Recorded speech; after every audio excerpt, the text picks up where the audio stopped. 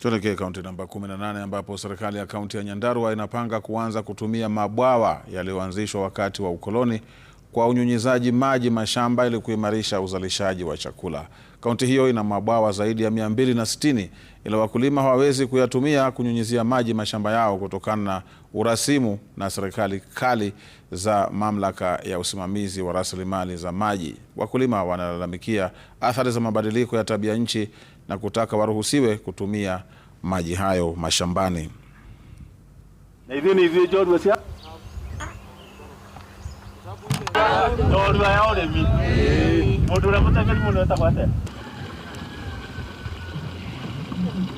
We have agreed that we are going to use water from this Gadaji Dam for irrigation so that we can start growing our crops through irrigation instead of what we call staggering, even without drinking, because that is what farmers have been doing.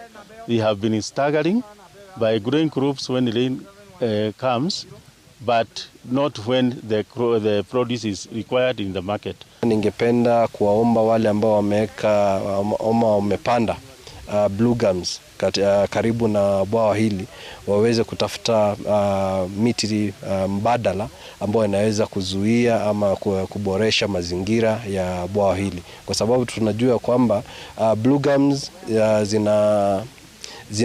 zinanyonya maji mingi sana kushinda miti mingine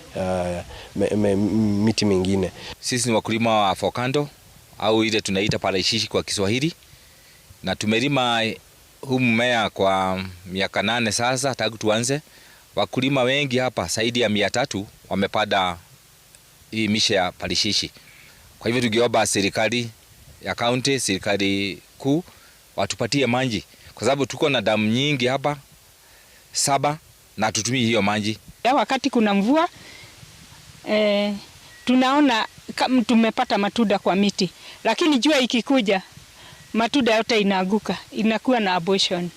Ati tukilima tunapelekwa dere, tunasimamishwa kulima na hakuna mtu anataka kuonekana akilima na maji ya demu. Hiyo ndio ilikuwa shida.